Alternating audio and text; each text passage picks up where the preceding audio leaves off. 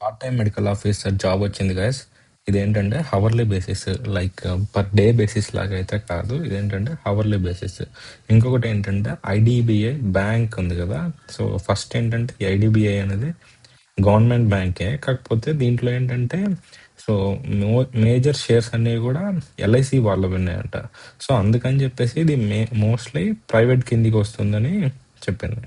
So తర్వాత నోటిఫికేషన్లోకి వెళ్తే job locations ఎక్కడ అంటే ముంబైలో ఉన్నాయి, తర్వాత ఒకటేమో అహ్మదాబాద్, తర్వాత గుజరాత్.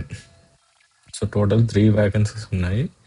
సో ఇంకొకటి ఏంటంటే మీకు ఎన్ని అవర్స్ పర్ డే డ్యూటీ ఉండిద్ది అనేది మీకు పోస్టింగ్ ఆర్డర్ ఇచ్చేటప్పుడు ఉండిద్దంట. మ్యాక్సిమం ఒక 6 అవర్స్ అనుకోండి, లేదా అట్లీస్ట్ 4 అవర్స్ అనుకున్నా. చూద్దాం ఎంత వస్తుంది మనకి అని చెప్పి మంత్లీ చెక్ చేసుకుందాం. సో మనకు వర్తియా కాదా అని చెప్పి చెక్ చేసుకోవచ్చు. సో చెప్పాను కదా, part time hourly basis. So qualification వచ్చరికి ఎంబీబీఎస్ ఆర్ ఎండి. ఇంకొకటి హ్యావింగ్ ఎండి మెడిసిన్ క్వాలిఫికేషన్ ఉండేటోళ్ళని ప్రిఫరెన్స్ ఇస్తారంట. సో ఆబ్వియస్లీ ఎండి చేసిన వాళ్ళకి ఆ, అసలు ఇలాంటి ఆప్షన్స్ అనేటివి చేసుకోరు కదా. సో ఎంబీబీఎస్ వాళ్ళే వెళ్ళండి.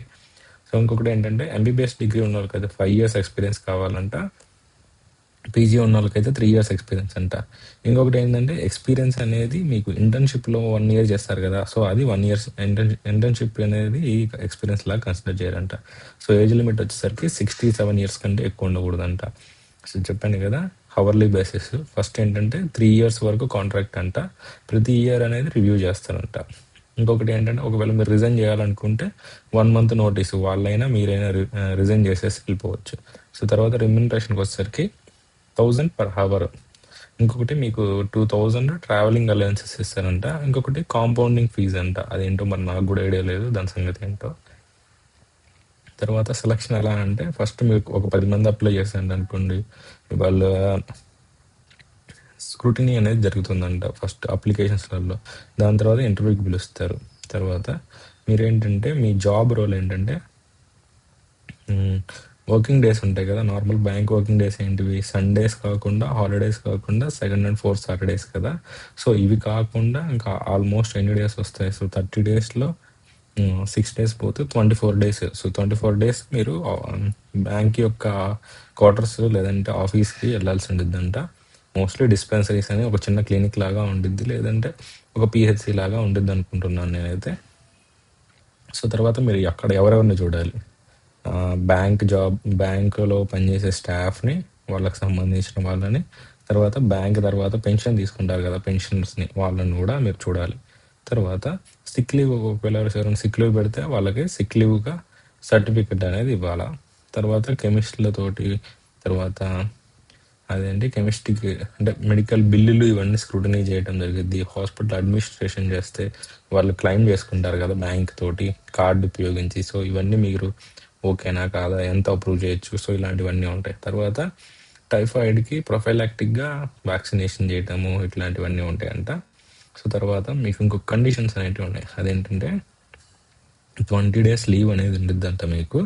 కాకపోతే ఏంటంటే ఒకవేళ మీరు లీవ్ పెడితే మాత్రము సబ్స్టిట్యూట్ని పెట్టాలంట మీ ఓన్ కాస్ట్ తోటి. అంటే వేరే డాక్టర్ని ఎవరైనా అక్కడ పెట్టేసి వెళ్ళాలంట. ఏదో పెద్ద ఇదేదో ఈఆర్ లాగా వీళ్ళు ఓవర్ యాక్షన్. తర్వాత ఇంకొకటి ఏంటంటే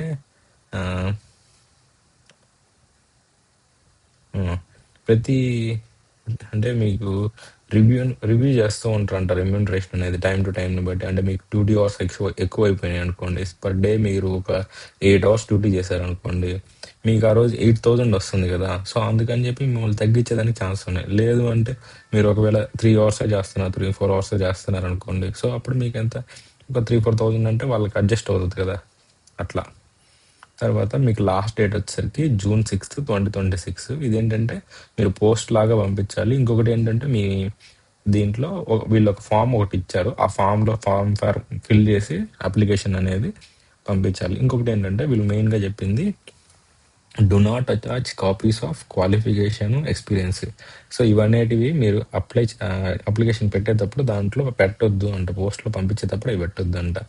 ఇంకొకటి ఏంటంటే మెయిన్లీ పంపించేటప్పుడు లెటర్ పైన ఇది ఉండాలంట, ఎవరికి పంపిస్తున్నాము, ఏ పోస్ట్ కోసం పంపిస్తున్నాము అని చెప్పేసి. సో ఏమని రాయాలంటే application for the engagement of doctor on hourly basis అని చెప్పి రాసిన తర్వాత లోపల deputy general manager, HR, recruitment, IDBI bank, IDBI tower, WDC complex, Cuffe Parade, Colaba, Mumbai, Maharashtra 400005. So ఇట్లా పెట్టిన తర్వాత ఇంకా మీరు ఇది అప్లికేషన్ ఫార్మాట్. దీన్ని మీరు డౌన్లోడ్ చేసుకోవాలి. డౌన్లోడ్ చేసుకున్న తర్వాత ఇక్కడ పాస్పోర్ట్ సైజ్ ఫోటో, తర్వాత మీ నేమ్, తర్వాత అడ్రస్, మీకు డిస్పెన్సరీ ఏదైనా దగ్గరలో ఉంటే ఆ డిస్పెన్సరీ పేరు రాయండి, తర్వాత residence, phone number, mobile number, email address.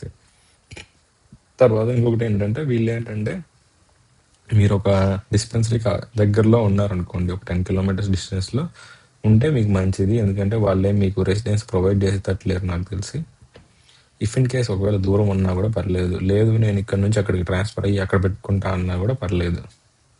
తర్వాత డేట్ ఆఫ్ బర్త్, ప్లేస్, తర్వాత నేషనాలిటీ సర్టిఫికేట్, దాని తర్వాత క్యాస్ట్, ఎడ్యుకేషనల్ డీటెయిల్స్ ఇవన్నీ. దాని తర్వాత ఇంకా ఏదైనా ఉంటే దాని తర్వాత మీరు ఏ లొకేషన్లో లొకేషన్కి పెట్టి అప్లై చేస్తున్నారో అది కూడా. దాని తర్వాత ఎక్స్పీరియన్స్. సో అట్లా తర్వాత మీ డిక్లరేషన్ సైన్ చేసి డేట్ వేసి పడితే సరిపోతుంది. So that's it guys.